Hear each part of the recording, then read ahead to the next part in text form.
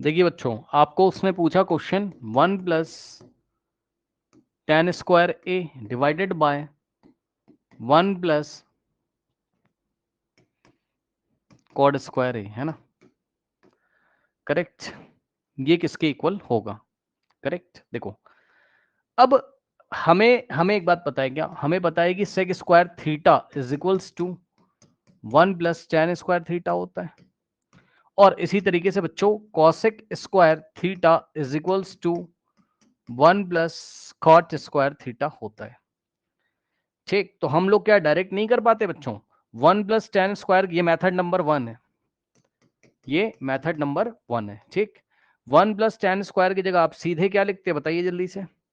1 plus ten square की जगह आप सीधे के सीधे सेक स्क्वायर ए लिखते, है ना? तो यहां से क्या जाता आपका सेक स्क्वायर ए, और डिवाइडेड बाय नीचे बच्चों 1 प्लस कॉट स्क्वायर ए की जगह आप सीधे के सीधे क्या लिखते बताइए?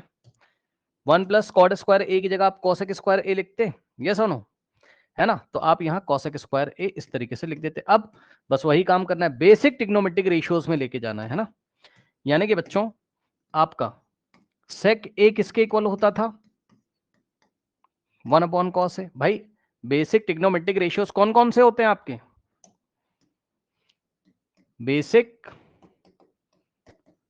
ट्रिग्नोमेट्रिक रेशियोज आपके कौन कौन से होते थे? याद करिए।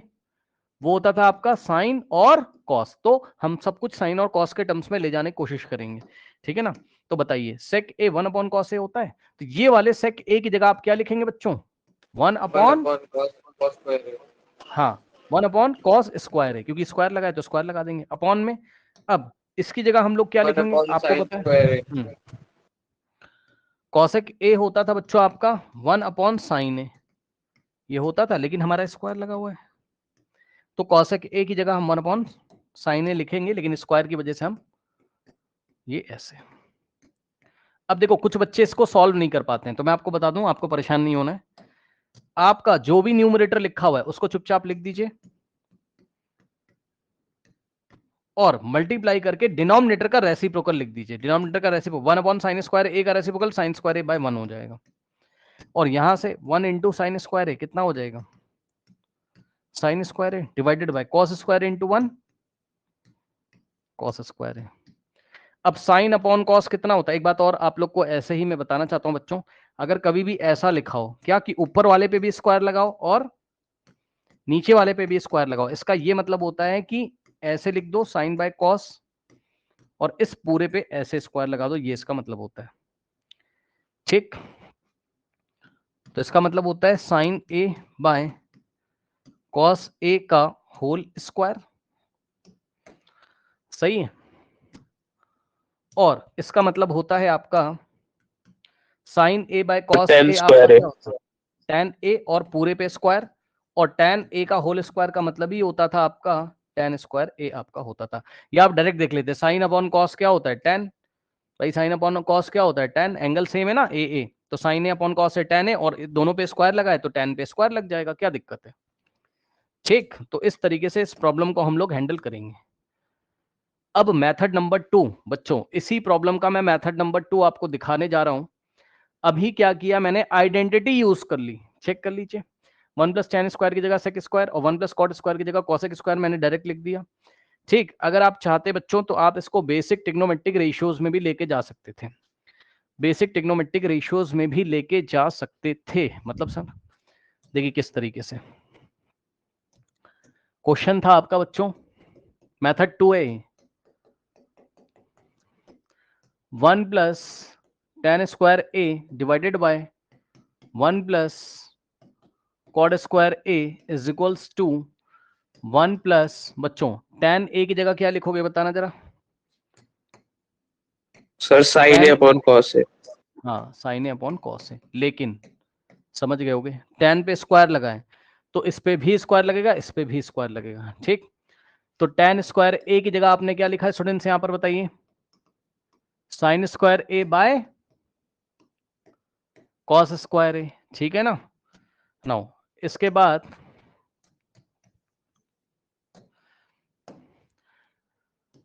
वन प्लस, हाँ 1 प्लस कॉड स्क्वायर ए की जगह आप क्या लिखोगे? सर कॉस स्क्वायर है अपॉन साइन स्क्वायर है बाय साइन स्क्वायर है। बताओ भाई किसको प्रॉब्लम बच्चों इसमें? आपको पता है कि कॉट ए आपका क्या होता है? कॉस ए बाय साइन ए, सही है, ठीक है ना। नाउ अब ध्यान देंगे स्टूडेंट्स, तो यहां से आप देखोगे तो आपके पास होगा, बोलिए बोलिए बोलिए। ये देखिए कॉस स्क्वायर। अब बच्चों देखिए, जिसको नहीं सॉल्व करना आता वो बच्चे देखेंगे, इतना सॉल्व कर रहा हूं, इतना बेटा कुछ नहीं करना है, कॉस स्क्वायर ए इंटू 1 कर देना है बस। तो कॉस स्क्वायर ए इंटू 1 कॉस स्क्वायर ए, और प्लस ये ऐसे ही रहेगा आपको, और डिवाइडेड बाय कॉस स्क्वायर ए। जल्दी से बताओ न्यूमरेटर किसको सॉल्व करना नहीं आया? ये वाला न्यूमरेटर किसको नहीं आया? कुछ नहीं करना होता है, इसको उठा के यहाँ मल्टीप्लाई करो, cos square into 1 cos square और प्लस का sine square whole divided by cos square, ठीक। और यहां पर अगर आप देखोगे डिनोमिनेटर इसका, तो sign square into 1 sine square plus cos square divided by sine square, ठीक। इसके बाद अगर आप देखेंगे तो आपको पता है पढ़ाया गया है क्या, साइन स्क्वायर थीटा बोलो प्लस कॉस स्क्वायर थीटा बोलो, और चाहे आप cos square theta plus sine square theta, भाई बात तो सेम है ना, sine square theta plus cos square theta करिए, cos square theta plus sine square theta करिए, बात तो सेम है ना आपकी, ठीक है ना। तो यहां से आप क्या देखोगे नेक्स्ट स्टेप में, ये ऊपर cos square plus sine square 1 हो जाएगा अपॉन में कॉस स्क्वायर डिवाइडेड बाय ये वाला sine square plus cos square आपका 1 और डिवाइडेड बाय नीचे साइन स्क्वायर आपका हो जाएगा। तो यहां से अगर आप देखोगे तो हो जाएगा बच्चों। अब फिर से वही बात, अगर आपको नहीं आता है तो कुछ मत करिए, न्यूमरेटर को बच्चों ऐसे ही लिख लीजिए, ठीक।